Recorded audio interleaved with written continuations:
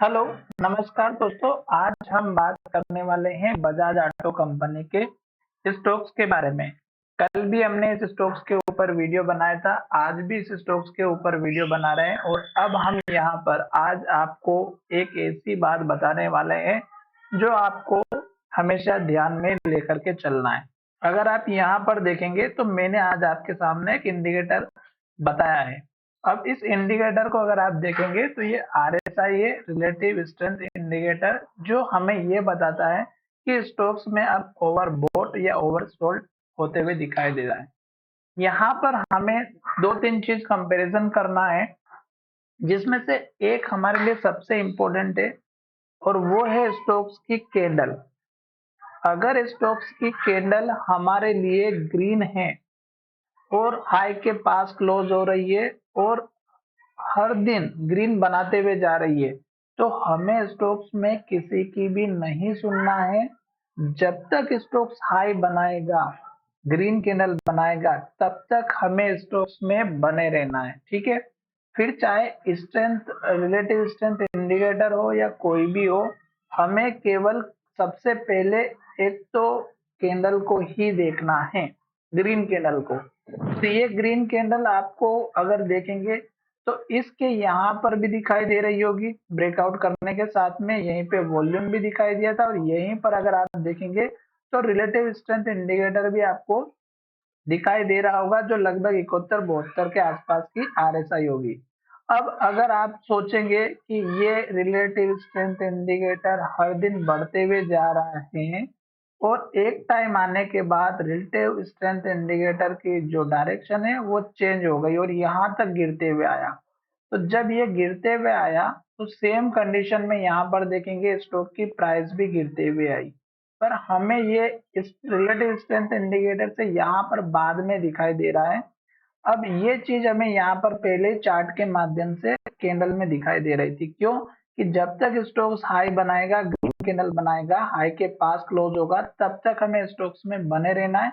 और जब stocks high बनाना बंद कर देता है, रेड कैंडल बनाना स्टार्ट करता है, तो हमें सतर्क हो जाना है या अपना प्रॉफिट बुक करने के लिए तैयार रहना है। उसी टाइम अगर आप देखेंगे तो इस कैंडल का वॉल्यूम हमें यहाँ पर बहुत ज्यादा दिखाई दे रहा था और उसके बाद रेड कैंडल जैसे छोटी सी बनी, वॉल्यूम कम हो गया और यहाँ पर देखेंगे जब स्टॉक की प्राइस धीरे धीरे नीचे आ रही थी तो वॉल्यूम भी घटते हुए दिखाई दे रहा था।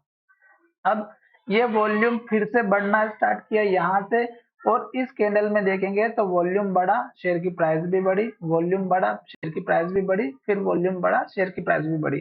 तो जब तक शेयर की प्राइस बढ़ रही है, वॉल्यूम बढ़ रहा है, तब तक स्टॉक्स में ग्रीन कैंडल बन रही है और हाई बन रहा है और हाई के पास क्लोज हो रहा है, तो हमें बिंदास बैठे रहना है। साथ ही एक बात का ध्यान और ये भी रखना है कि रिलेटिव स्ट्रेंथ इंडिकेटर भी यहाँ पर बढ़ते हुए दिखना चाहिए। और जब रिलेटिव स्ट्रेंथ इंडिकेटर पुरानी वैल्यू के पास आ जाता है, अगर आप देखेंगे तो 82-83 के आसपास है और यहीं पर अभी रिलेटिव स्ट्रेंथ इंडिकेटर उसी के पास आते हुए दिखाई दे रहा, तो इसका मतलब ये है कि हमें सतर्क तो चलना ही है लेकर के। अब हम यहाँ पर थोड़ा सा स्टॉक्स में आज के दिन जो ट्रेडिंग हुई है उसमें देखेंगे, 14 लाख शेयर ट्रेड हुए हैं, जिसमें से आप देखिएगा 46% की डिलीवरी है, जो कि एक अच्छा नंबर है। और वॉल्यूम अगर बढ़ा है और 46% की डिलीवरी है, तो हमारे लिए स्टॉक्स बहुत बढ़िया हैं। अब हम यहाँ पर अगर थोड़ा सा और डिटेल में जाएं तो इसका अगर आप चाहें तो बजाज ऑटो का जो है ऑप्शन चेन भी आप चेकआउट कर सकते हैं, क्योंकि ऑप्शन चेन में आपको और भी क्लियर कट सपोर्ट और रेजिस्टेंस के लेवल देखने को मिल सकते हैं। तो मैं यहाँ पर अगर आपको सर्च करके दिखाऊं तो बजाज ऑटो कंपनी का स्टॉक्स ले लिया। अब मैं यहाँ पर इसकी ऑप्शन चेन में चला जाता हूँ। 26 सितंबर की ऑप्शन चेन आ चुकी है और यहाँ से हम पता करेंगे कि कॉल साइड और पुट साइड में ओपन इंटरेस्ट किस वैल्यू पे सबसे ज्यादा है। तो यहाँ पर देखेंगे 1900 का है, 1700 का, 2600 का। ठीक है, अब 2692 और इसमें कॉल साइड में ओपन इंटरेस्ट आज के दिन और बढ़ा हुआ है, यहाँ पर भी बढ़ा हुआ है और यहाँ पर भी बढ़ा हुआ, तो सबसे ज्यादा ओपन इंटरेस्ट और वॉल्यूम दोनों इसी वैल्यू पे है, 12,000 के लेवल पे। तो इसका मतलब स्ट्रॉन्ग लेवल 12,000 का बन चुका और इसके सामने अगर आप पुट का ओपन इंटरेस्ट देखेंगे तो मात्र 187 का है, जो कि इतना खास नहीं है। अब हम यहाँ पर जो है नीचे की तरफ पुट साइड ओपन इंटरेस्ट देखेंगे तो सबसे ज्यादा हमारा दिखाई दे रहा है इस लेवल पर 11,200 के लेवल पे। तो ये तो बहुत ही नीचे का लेवल है, पर हम थोड़ा सा और ऊपर देख लेते हैं जिसमें ये 2000 का लेवल, यहाँ 2000 का ओपन इंटरेस्ट है 11,500 के। तो ये मान के चल सकते हैं 11,500 और 12,000 के बीच का एक इम्पोर्टेंट, दोनों ही ऊपर नीचे के लेवल्स हो गए। अब 12,000 के बाद अगर आप देखेंगे तो दूसरा लेवल आपको यहाँ पर जो सबसे ज्यादा ओपन इंटरेस्ट है वो हमारा दिखाई दे रहा है इस लेवल के आसपास, जहां पे 11,700 है। तो 11,700 के बाद आपका जो इम्पोर्टेंट लेवल है वो 12,000 का है। तो यहाँ से हम जो है एक छोटा सा प्रेडिक्शन कर चुके हैं कि ये लेवल भी हमारा इम्पोर्टेंट है। अब मैं आपको एक चीज और ये भी बता देता हूँ, मैं इसको पहले हटा देता हूँ और यहाँ पर इसको 15 मिनट के चार्ट पैटर्न में आपको समझाने की कोशिश करूंगा। वीडियो थोड़ा सा लंबा है और मुझे जहां तक पता है आप वीडियो अगर आप अच्छे से देखेंगे तो समझ में आएगा।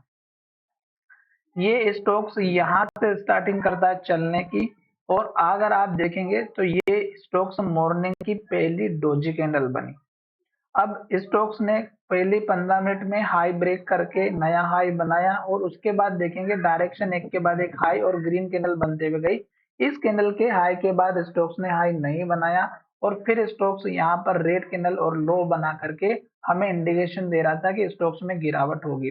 हमें यहीं पे सतर्क हो जाना था। फिर पॉजिटिव हैमर कैंडल बनी पर उसका असर देखने को नहीं मिला क्योंकि इसका हाई जो देखेंगे 11,778 का था, इस कैंडल का हाई 11,772 का था, इस कैंडल का हाई 11,766 का, इस कैंडल का हाई फिर 11,768 का था।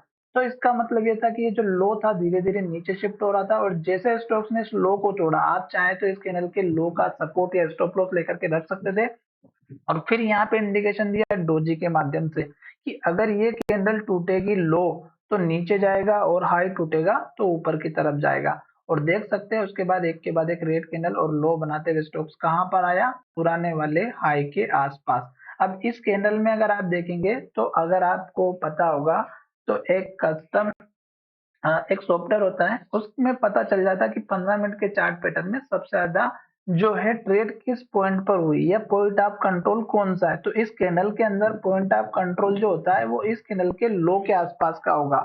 अगर आपको नहीं पता है पीओसी तो आप उसको जाकर के पढ़ सकते हैं या फिर एक ऐसा सॉफ्टवेयर भी होता है जिसमें एग्जैक्ट पता चल जाता है कि इस प्राइस कैंडल में एक प्राइस आती है और उस प्राइस के ऊपर ही स्टॉक्स रहेगा और वहां से फिर से बाइंग अपॉर्चुनिटी देखने को मिलेगी। ठीक है।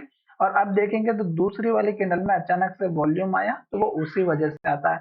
फिर धीरे धीरे स्टॉक्स ऊपर गया और फिर जब स्टॉक्स इस लेवल के पास आने की कोशिश की, यहाँ पे स्टॉक्स ने इन्वर्टेड हैमर बनाई और इस कैंडल में क्लियर कट इंडिकेशन मिला कि जहां से स्टॉक्स ने ओपनिंग की, जहां से नीचे से ओपनिंग की वहां तक हाई तक गया और फिर उसी लेवल से प्राइस को रिजेक्शन मिला और रेड कैंडल बनी।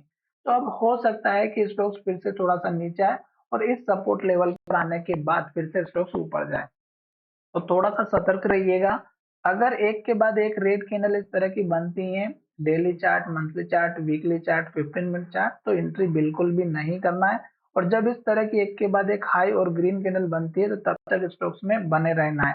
तो चलिए वीडियो को यहीं विराम कर दें। धन्यवाद, मिलेंगे नई वीडियो में और आशा करता हूँ कि आज का वीडियो आपके लिए बहुत ही इंपॉर्टेंट बना होगा और अगर आपने कुछ भी सीखा हो तो कमेंट करके जरूर बताइएगा। धन्यवाद, मिलेंगे नए वीडियो में।